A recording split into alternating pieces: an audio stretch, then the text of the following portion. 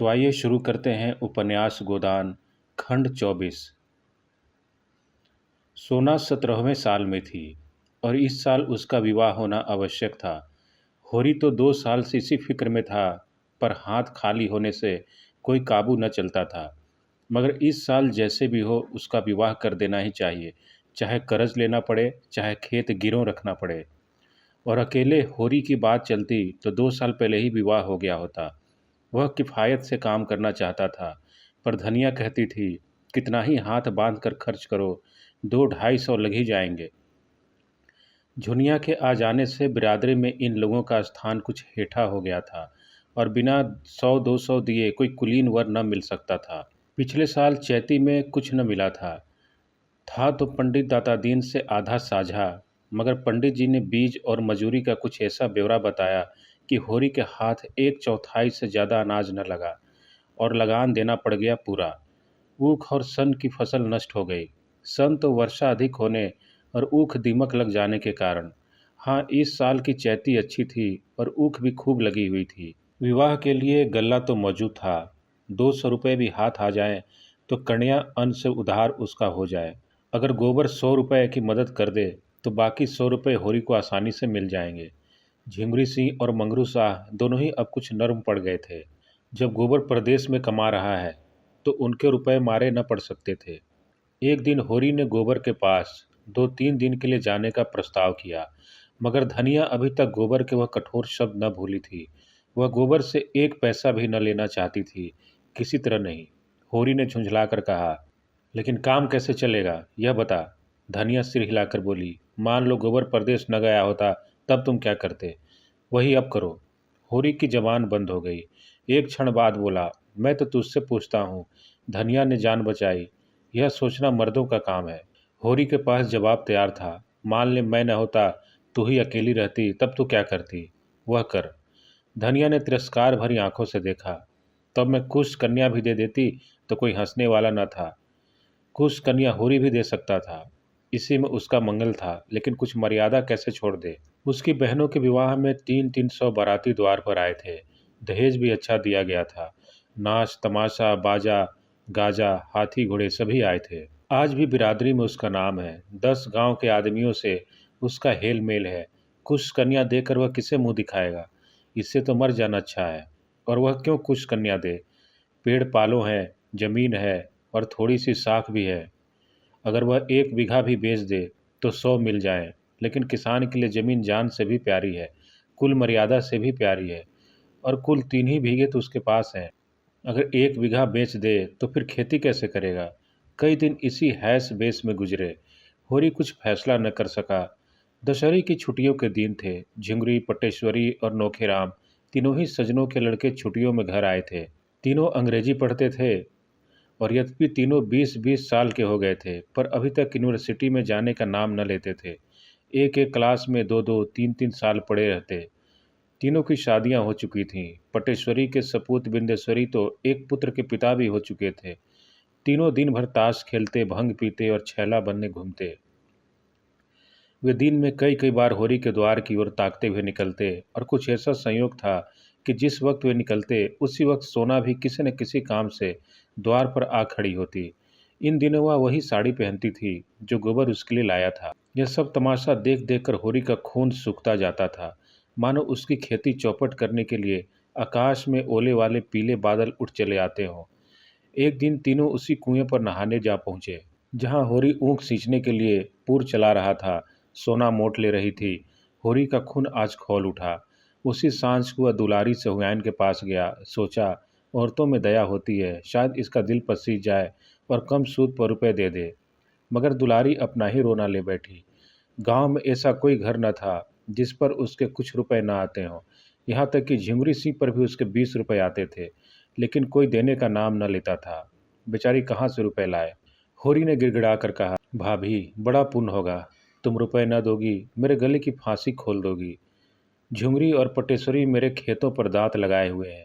मैं सोचता हूँ बाप दादा की यही तो निशानी है। यह निकल गई तो जाऊँगा कहाँ। एक सपूत वह होता है कि घर की संपत्ति बढ़ाता है। मैं ऐसा कपूत हो जाऊँ कि बाप दादों की कमाई पर झाड़ू फेर दूँ।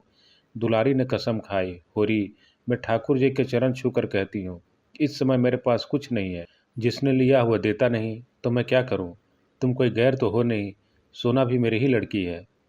लेकिन तुम ही बताओ मैं क्या करूं?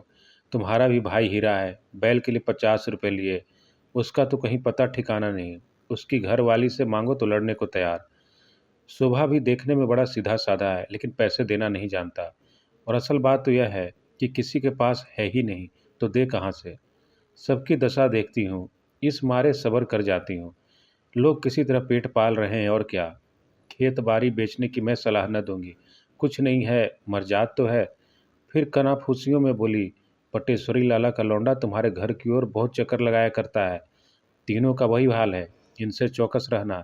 यह शहरी हो गए हैं, गांव का भाईचारा क्या समझे। लड़के गांव में भी हैं, मगर उनमें कुछ लिहाज है, कुछ अदब है, कुछ डर है। ये सब छुट्टे सांड हैं। मेरी कौशल्या ससुराल से आई थी, मैंने सबों के ढंग देखकर उसके ससुर को बुलाकर विदा कर दिया। कोई कहाँ तक पहरा दे। होरी को मुस्कुराते देखकर सरस ताड़ना के भाव से कहा, हंसोगे होरी तो मैं कुछ भी कह दूंगी। तुम क्या किसी से कम नटखट थे? दिन में 2500 बार किसी न किसी बहाने मेरी दुकान पर आया करते थे, मगर मैंने कभी ताका तक नहीं। होरी ने मीठे प्रतिवाद के साथ कहा, यह तो तुम झूठ बोलती हो भाभी, बिना कुछ रस पाए थोड़े ही आता था। चिड़िया एक बार परस जाती है तभी दूसरी बार आंगन में आती है। चल झूठे, आंखों से न ताकती रही हो, लेकिन तुम्हारा मन तो ताकता ही था, बल्कि बुलाता था। अच्छा रहने दो, बड़े आए अंतर्जामी बन के। तुम्हें बार बार मंडराते देख के मुझे दया आ जाती थी, नहीं तुम कोई ऐसे बांके जवान न थे। हुसैनी 1 पैसे का नमक लेने आ गया और यह परिहास बंद हो गया। हुसैनी नमक लेकर चला गया तो दुलारी ने फिर कहा, गोबर के पास क्यों नहीं चले जाते? देखते भी आओगे और शायद कुछ मिल भी जाए। होरी निराश मन से बोला, वह कुछ न देगा। लड़के 4 पैसे कमाने लगते हैं तो उनकी आंखें फिर जाती हैं। मैं तो बेहाई करने को तैयार था, लेकिन धनिया नहीं मानती। उसकी मर्जी बिना चला जाऊं तो घर में रहना अपाढ़ कर दे। उसका स्वभाव तो जानती हो। दुलारी ने कटाक्ष करके कहा, तुम तो मेहरिया के जैसे गुलाम हो गए हो। तुमने पूछा ही नहीं तो क्या करता? मेरी गुलामी करने को तो कहते तो मैं लिखा लिया होता सच। तो अब से क्या बिगड़ा है? लिखा लो ना। 200 में लिखता हूँ, इन दामों महंगा नहीं हो। तब धनिया से तो न बोलोगे? नहीं, कहो कसम खाऊं। और जो बोलो, और जो बोले तो मेरी जीभ काट लेना। अच्छा तो जाओ, घर ठीक ठाक करो, मैं रुपए दे दूंगी। होरी ने सजल नेत्रों से दुलारी के पांव पकड़ लिए, भावावेश से मुंह बंद हो गया। सहुआइन ने पांव खींचकर कहा, अब यही शरारत मुझे अच्छी नहीं लगती। मैं साल भर के भीतर अपने रुपए सूद समेत कान पकड़ कर लूंगी। तुम तो व्यवहार कैसे सच्चे नहीं हो, लेकिन धनिया पर मुझे विश्वास है। सुना पंडित तुमसे बहुत बिगड़े हुए हैं, कहते हैं इसे गांव से निकाल कर नहीं छोड़ा तो ब्राह्मण नहीं। तुम सिलिया को निकाल बाहर क्यों नहीं करते? बैठे बिठाए झगड़ा मोल ले लिया। धनिया उसे रखे हुए, मैं क्या करूं? सुना है पंडित काशी गए थे, वहां एक बड़ा नामी विद्वान पंडित है। वह 500 मांगता है, तब प्रायश्चित कराएगा। भला पूछो ऐसा अंधेर नहीं हुआ है? जब धर्म भ्रष्ट हो गया तो एक नहीं 1000 प्रायश्चित करो। इससे क्या होता है? तुम्हारे हाथ का छुआ पानी कोई न पिएगा, चाहे जितना प्रायश्चित करो। होरी यहाँ से घर चला तो उसका दिल उछल रहा था। जीवन में ऐसा सुखद अनुभव उसे न हुआ था। रास्ते में शोभा के घर गया और सगाई लेकर चलने के लिए न्योता दे गया। फिर दोनों दाता दीन के पास सगाई की शायद पूछने गए। वहां से द्वार पर आकर सगाई की तैयारियों की सलाह करने लगे। धनिया ने बाहर निकलकर कहा, पहर रात गई, अभी रोटी खाने की बेला नहीं आई, खाकर बैठो। गपड़ चौथ करने का तो सारी रात पड़ी है। होरी ने उससे भी परामर्श में शरीक होने का अनुरोध करते हुए कहा, इसी सहालग में लगन ठीक हुआ है, बता क्या क्या सामान लाना चाहिए? मुझे तो मालूम नहीं। जब कुछ मालूम ही नहीं तो सलाह करने क्या बैठ गए हो? रुपए पैसे का डोल भी हुआ कि मन की मिठाई खा रहे हो? होरी ने गर्व से कहा, तुझे इससे क्या मतलब? तू इतना बता दे क्या क्या सामान लाना होगा। तो मैं ऐसी मन की मिठाई नहीं खाती। तू इतना बता दे कि हमारी बहनों के ब्याह में क्या क्या सामान आया था। पहले तो यह बता, रुपए मिल गए? हाँ मिल गए। और नहीं क्या भंग खाई हो? तो पहले चलकर खा लो, फिर सलाह करेंगे। मगर जब उसने सुना कि दुलारी से बातचीत हुई है तो नाक सिकोड़ कर बोली, उससे रुपए लेकर आज तक कोई उरीन हुआ है? चुड़ैल कितना कसकर सुध लेती है, लेकिन करता क्या? दूसरा कौन देता? यह क्यों नहीं कहते, किसी बहाने दो गाल हंसने बोलने गया था, बूढ़े हो गए पर यह बान न गई। तू तो धनिया कभी कभी बच्चों की सी बातें करने लगती है। मेरे जैसे फटे हालों से वह हंसेगी, बोलेगी? सीधे मुंह बात तो नहीं करती। तुम जैसों को छोड़कर उसके पास और जाएगा ही कौन? उसके द्वार पर अच्छे अच्छे नाक रगड़ते हैं। धनिया, तू क्या जाने, उसके पास लक्ष्मी है। उसने जरा सी हामी भर दी, तुम चारों ओर खुशखबरी लेकर दौड़े। हामी नहीं भर दी, पक्का वादा किया है। होरी रोटी खाने गया और सुबह अपने घर चला गया तो सोना सिलिया के साथ बाहर निकली। वह द्वार पर खड़ी सारी बातें सुन रही थी। उसकी सगाई के लिए 200 रुपये दुलारी से उधार लिए जा रहे हैं। यह बात उसके पेट में इस तरह खलबली मचा रही थी जैसे ताज़ा चूना में पानी पड़ गया हो। द्वार पर एक कुप्पी जल रही थी जिससे ताक के ऊपर की दीवार काली हो गई थी। दोनों बैल नांद में सानी खा रहे थे और कुत्ता जमीन पर टुकड़े के इंतजार में बैठा हुआ था। दोनों युवतियां बैलों की चरनी के पास आकर खड़ी हो गईं। सोना बोली, तूने कुछ सुना? दादा सोहयान से मेरी सगाई के लिए 200 रुपये उधार ले रहे हैं। सिलिया घर का रत्ती रत्ती हाल जानती थी। बोली, घर में पैसा नहीं है तो क्या करें? सोना ने सामने के काले वृक्षों की ओर ताकते हुए कहा, मैं ऐसा नहीं करना चाहती जिसमें माँ बाप को कर्जा लेना पड़े। कहाँ से देंगे बेचारे, बता? पहले ही कर्ज के बोझ से दबे हुए हैं। 200 और ले लेंगे तो बोझा और भारी होगा कि नहीं? बिना दान दहेज के बड़े आदमियों का कहीं ब्याह होता है पगली? बिना दहेज के तो कोई बूढ़ा ठेला ही मिलेगा। जाएगी बूढ़े के साथ। बूढ़े के साथ क्यों जाऊं? भैया बूढ़े थे जो झुनिया को ले आए, उन्हें किसने कै पैसे दहेज में दिए थे? उसमें बाप दादा का नाम डूबता है। मैं तो सुनारी वालों से कह दूंगी, अगर तुमने ऐसा पैसा भी दहेज लिया तो मैं तुमसे ब्याह न करूंगी। सोना का विवाह सुनारी के एक धनिक किसान के लड़के से ठीक हुआ था, और जो वह कह दे कि मैं क्या करूं, तुम्हारे बाप देते हैं, मेरे बाप लेते हैं, इसमें मेरा क्या अख्तियार है? सोना ने जिस अस्त्र को रामबाण समझा था, अब मालूम हुआ कि वह बांस की कैन है। हताश होकर बोली, मैं एक बार उससे कह कर देख लेना चाहती हूँ। अगर उसने कह दिया कि मेरा कोई अख्तियार नहीं है तो क्या गोमती यहाँ से बहुत दूर है? डूब मरूंगी।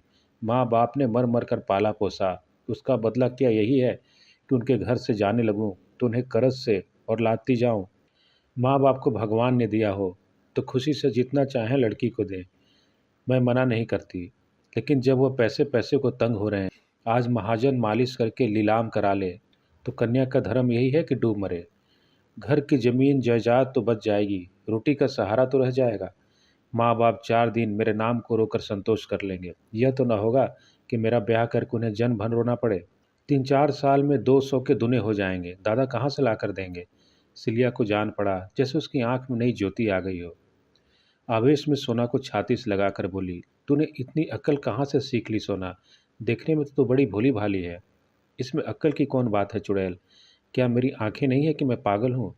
200 मेरे ब्याह में लें, 3-4 साल में वह दुना हो जाए, तब रुपया के ब्याह में 200 और लें। जो कुछ खेती बाड़ी है सब लीलाम तिलाम हो जाए और द्वार द्वार भीख मांगते फिरें, यही ना? इससे तो कहीं अच्छा है कि मैं अपनी ही जान दे दूं। मुंह अंधेरे सुनारी चली जाना और उसे बुला लाना, मगर नहीं, बुलाने का काम नहीं, मुझे उससे बोलते ला जाएगी। तू ही मेरा यह संदेश कह देना। देख क्या जवाब देते हैं। कौन दूर है? नदी के उस पार ही तो है। कभी कभी ढोर लेकर इधर आ जाता है। एक बार उसकी भैंस मेरे खेत में पड़ गई थी तो मैंने उसे बहुत गालियां दी थी। हाथ जोड़ने लगा। हाँ तो यह बता, इधर मतई से तेरी भेंट नहीं हुई? सुना ब्राह्मण लोग उन्हें बिरादरी में नहीं ले रहे हैं।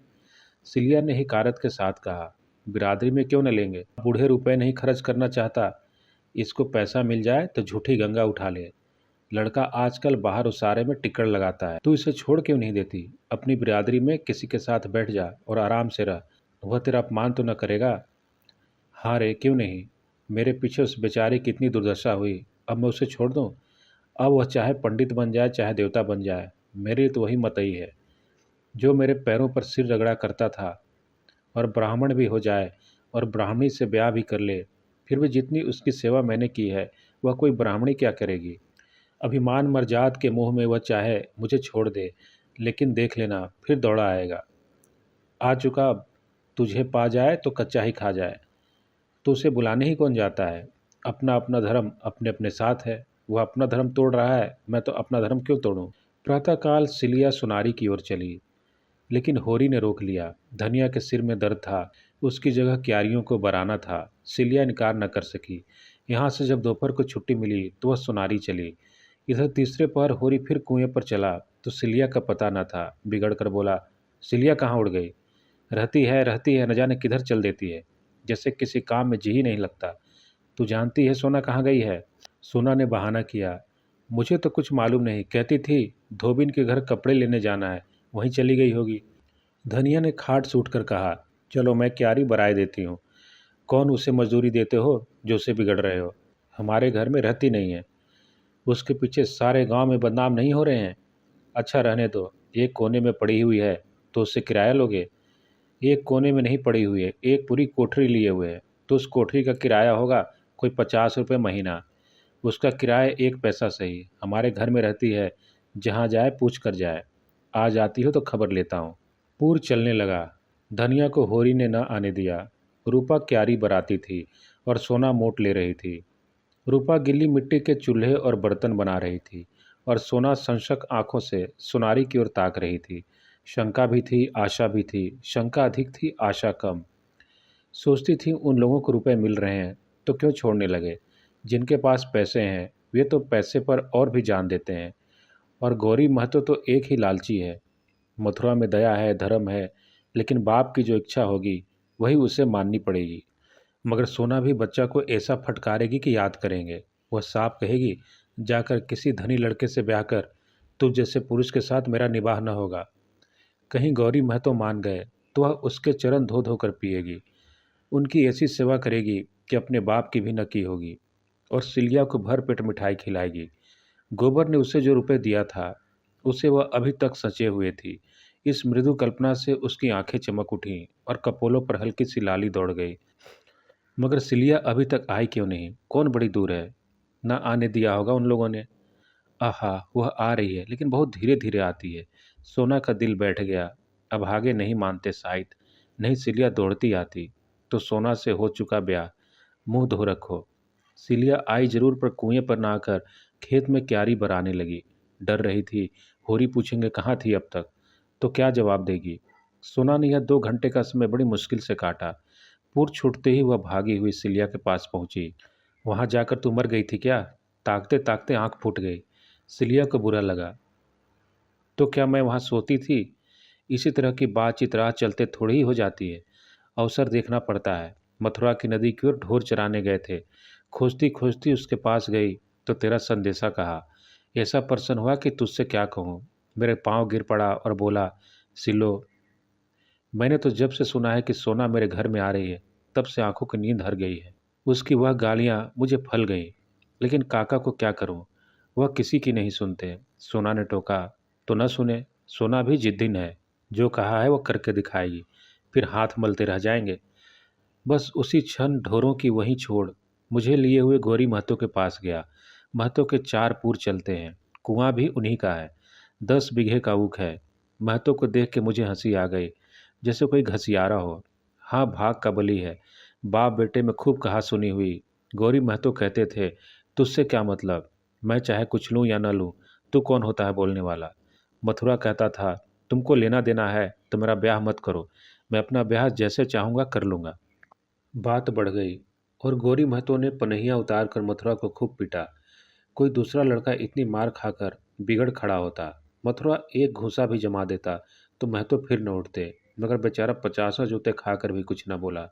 आंखों में आंसू भरे मेरी ओर गरीबों की तरह ताकता हुआ चला गया। तब महतो मुझ पर बिगड़ने लगे, सैकड़ों गालियां दी, मगर मैं क्यों सुनने लगी? मुझे उनका क्या डर था। मैंने साफा कह दिया, महतो, 200-300 कोई भारी रकम नहीं है, और होरी महतो इतने में बिक न जाएंगे, न तुम ही धनवान हो जाओगे। वह सब धन नाच तमाशे में ही उड़ जाएगा। हाँ, ऐसी बहू न पाओगे। सोना ने सजल नेत्रों से पूछा, महतो इतने ही बात पर उन्हें मारने लगे? सिलिया ने यह बात छिपा रखी थी। इसी अपमान की बात सोना के कानों में न डालना चाहती थी, पर प्रश्न सुनकर संयम न रख सकी। बोली, वही गोबर भैया वाली बात थी। महतो ने कहा, आदमी जूठा तभी खाता है जब मीठा हो, कलंक चांदी से ही धुलता है। इस पर मथुरा बोला, काका, कौन घर कलंक से बचा हुआ है? हाँ, किसी का खुल गया, किसी का छिपा हुआ है। गौरी महतो भी पहले एक चमारीन में फंसे थे, उसके 2 लड़के भी हैं। मथुरा के मुंह से इतना निकलना था कि डोकरे पर जैसे भूत सवार हो गया। जितना लालची उतना ही क्रोधी भी है, बिना लिए न मानेगा। दोनों घर चली। सोना के सिर पर चरसा, रस्सा और जुए का भारी बोझ था। इस समय वह उसे फूल से भी हल्का लग रहा था। उसके अंतःस्थल में जैसे आनंद और स्फूर्ति का सोता खुल गया हो। मथुरा की वह वीर मूर्ति सामने खड़ी थी और वह जैसे अपने हृदय में बैठाकर उसके चरण आंसुओं से पखार रही थी। जैसे आकाश की देवियां उसे गोद में उठाए आकाश में छाई हुई लालिमा में लिए चली जा रही हो। उसी रात को सोना को बड़े जोर का जोर आया। तीसरे दिन गौरी महतो ने नाई के हाथ यह पत्र भेजा। स्वस्ति श्री सर्वोपमा जोग श्री हरि महतो को गौरी राम का राम राम बाँचना। आगे जो हम लोगों में दहेज की बातचीत हुई थी उस पर हमने शांत मन से विचार किया।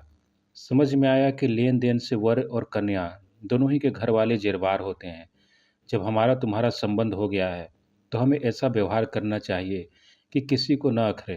तुम दान दहेज की कोई फिक्र मत करना, हम तुमको सौगंध देते हैं। जो कुछ मोटा महीन जुरे बरातियों को खिला देना, हम वह भी न मांगेंगे। रसद का इंतजाम तो हमने कर लिया है। हाँ, तुम खुशी खुर्मी से हमारी जो खातिर करोगे वह सिर झुकाकर स्वीकार करेंगे। होरी ने पत्र पढ़ा और दौड़े हुए भीतर जाकर धनिया को सुनाया। हर्ष के मारे उछला पड़ता था, मगर धनिया किसी विचार में डूबी बैठी थी। एक क्षण के बाद वह बोली, वह गौरी महतो की भलमनसी है, लेकिन हमें भी तो अपने मर्जाद का निवाह करना है। संसार क्या कहेगा? रुपया हाथ का मैल है, उसके लिए कुल मर्जाद नहीं छोड़ा जाता। जो कुछ हमसे हो सकेगा देंगे और गौरी महतो को लेना पड़ेगा। तुम यही जवाब लिख दो। माँ बाप की कमाई में क्या लड़की का कोई हक नहीं है? नहीं लिखना क्या है? चलो, मैं नाई से संदेश कहलवाए देती हूँ। होरी हतबुद्धि से आंगन में खड़ा था और धनिया उस उदारता की प्रतिक्रिया में जो गौरी महतो की सजनता ने जगा दी थी संदेशा कह रही थी। फिर उसने नाई को रस पिलाया और विदाई देकर विदा किया। वह चला गया तो होरी ने कहा, यह तूने क्या कर डाला धनिया? तेरा मिजाज आज तक मेरी समझ में ना आया। तू आगे भी चलती है, पीछे भी चलती है। पहले तो इस बात पर लड़ रही थी कि किसी से एक पैसा कर्ज मत लेना, कुछ देने दिलाने का काम नहीं है। और जब भगवान ने गौरी के भीतर बैठ कर यह पत्र लिखवाया तो तूने कुल मर्जाद का राग छेड़ दिया। तेरा मरम भगवान ही जाने। धनिया बोली, मुंह देखकर बिड़ा दिया जाता है, जानते हो कि नहीं? तब गौरी अपनी शान दिखाते थे, अब वह भलमनसी दिखा रहे हैं। ईंट का जवाब चाहे पत्थर हो, लेकिन सलाम का जवाब तो गाली नहीं है। होरी ने नाक सिड़ोक कर कहा, तो दिखा अपनी भलमनसी, देखे कहाँ से रुपए लाती है। धनिया आंखें चमका कर बोली, रुपए लाना मेरा काम नहीं है, तुम्हारा काम है। मैं तो दुलारी से ही लूँगा, तो ले लो उसी से। सूद तो सभी लेंगे, जब डूबना ही है तो क्या तालाब और क्या गंगा। होरी बाहर आकर चिलम पीने लगा। कितने मज़े से गला छूटा जाता था, लेकिन धनिया जब जान छोड़े तब तो जब देखो उल्टी ही चलती है। इसे जैसे कोई भूत सवार हो जाता है। घर की दशा देखकर भी इसकी आंखें नहीं खुलती। उपन्यास गोदान का आगे का भाग, खंड 25 में।